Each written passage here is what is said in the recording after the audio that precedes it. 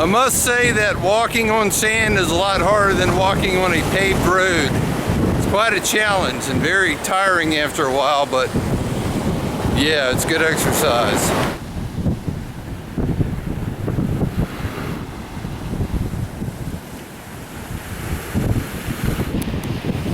That is one hobby I would like to try. You know, looking for coins, jewelry. Sometimes people can find some nice treasures. One of the least favorite parts about going to the beach is getting sand in my shoes. Sand gets into everything, but it just goes along with the territory.